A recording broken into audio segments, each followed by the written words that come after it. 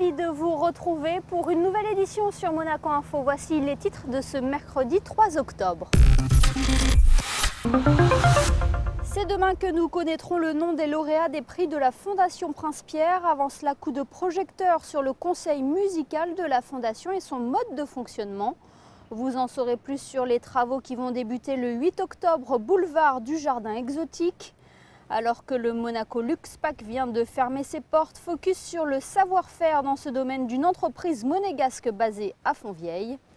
Polar Planet, c'est la nouvelle exposition présentée à la Galerie des Pêcheurs, des clichés de Philippe Koulisseff pour alerter l'opinion à la préservation de l'environnement.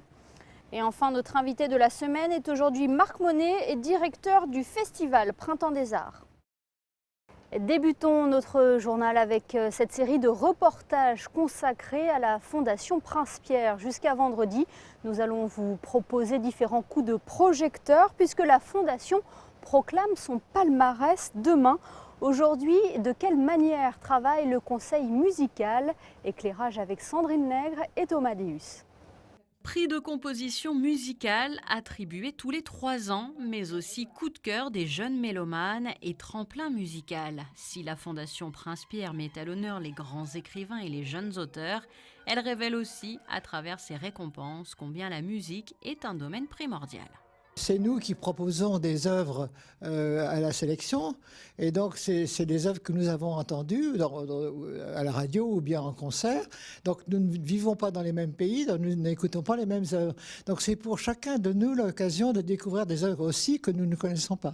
Un conseil très cosmopolite puisque les membres qui le composent sont entre autres originaires du Danemark, de Grande-Bretagne, d'Allemagne, d'Italie ou encore de Corée du Sud. Certains sont devenus membres récemment. Je tiens à dire que c'est évidemment un honneur. Je suis extrêmement honoré, je suis ravi de faire partie de cette commission. Je dirais que c'est une façon de défendre la création d'aujourd'hui, tout simplement. Enfin, c'est quelque chose qu'il faut absolument souligner, parce que la musique d'aujourd'hui est un art assez fragile.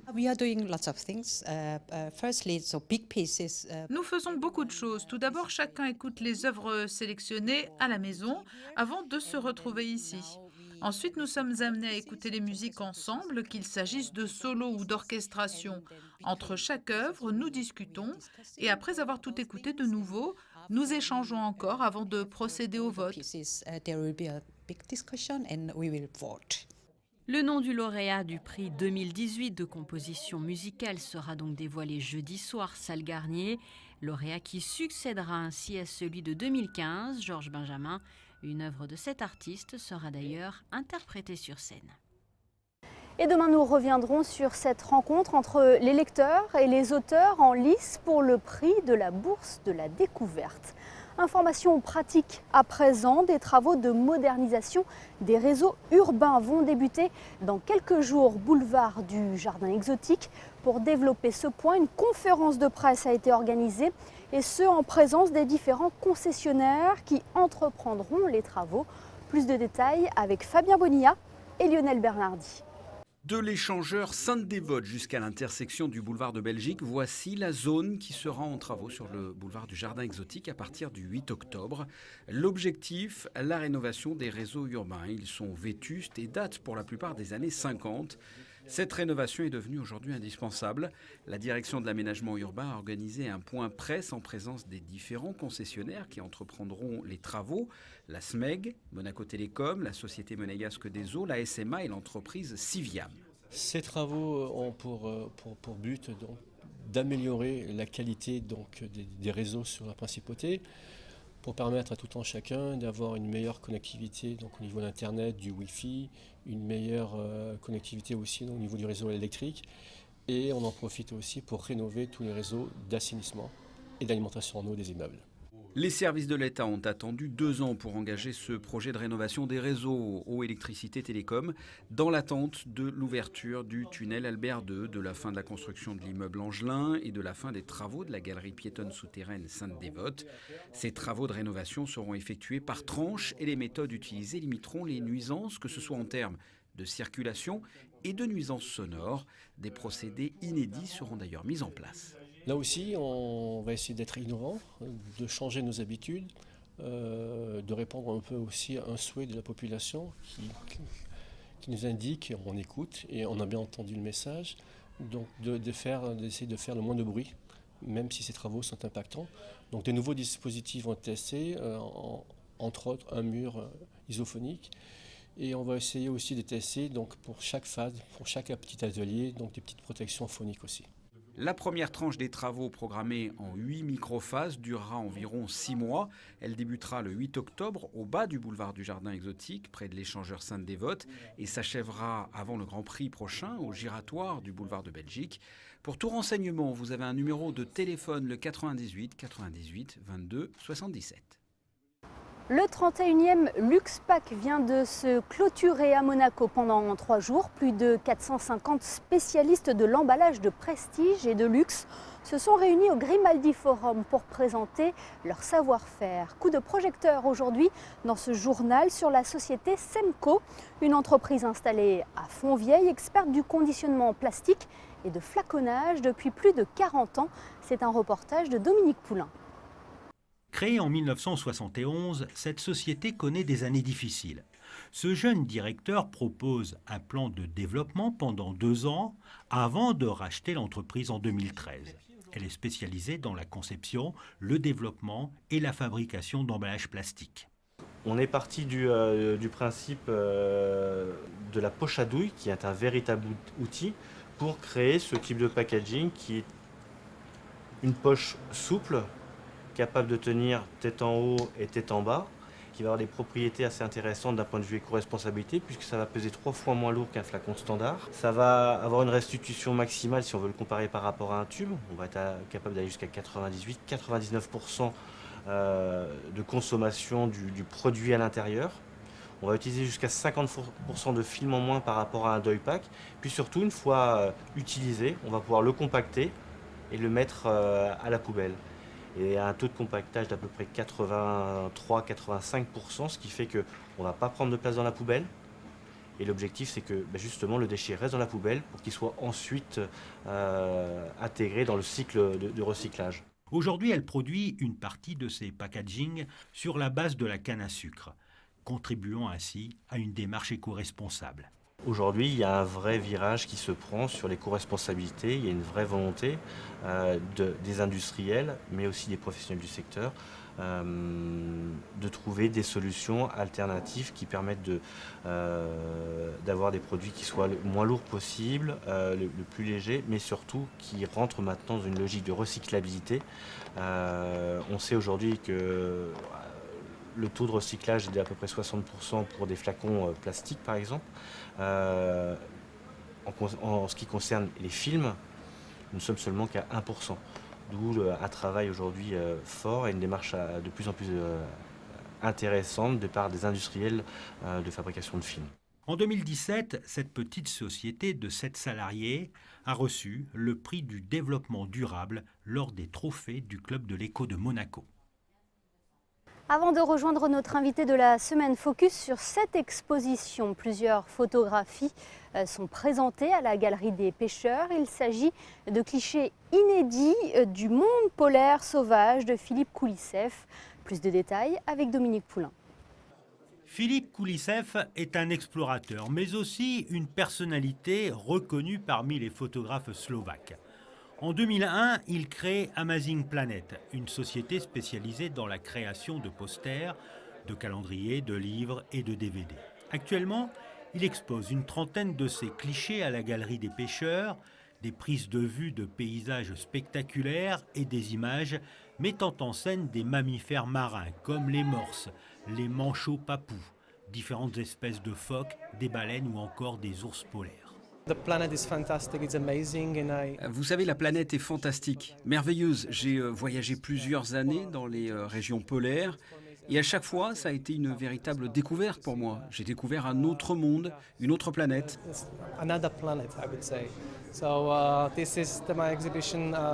Mes expéditions m'ont emmené en Antarctique, en Géorgie du Sud, en Islande, au Groenland ou encore à Saint-Joseph dans l'Arctique russe pour prendre ces différentes vues. Cette exposition, je l'ai faite aussi pour montrer qu'il est urgent de préserver le monde polaire sauvage.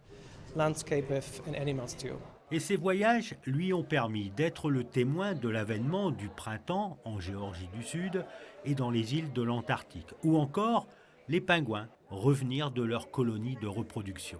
Si Philippe Koulisseff a fait une sélection des plus beaux endroits sur Terre, il veut aussi nous encourager à préserver cet environnement perturbé par le réchauffement, afin que les générations futures aient une chance de pouvoir admirer les beautés de la nature. Voilà pour cette exposition présentée à la Galerie des Pêcheurs. Le reste de l'actualité en bref vous est développé par Patricia Navarro. Un professeur hors norme pour les jeunes pratiquants de Muay Thai. Jimmy Vienno est venu leur rendre une visite amicale à la salle de boxe du stade Louis II mardi soir. Âgé de 23 ans, il est triple champion du monde et c'est la grande star actuelle de cette discipline. À l'invitation de Claude Pouget, il a gentiment accepté de venir rencontrer les adhérents de l'Académie internationale d'arts martiaux de Monaco. N'oublie pas les mains là-haut, à la tête. 5. Voilà, bien risqué. Nice, merci beaucoup, fantastique, thank you. Allez, bravo, bravo.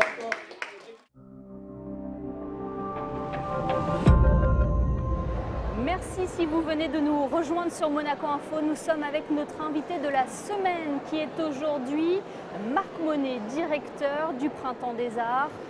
Merci de nous rejoindre.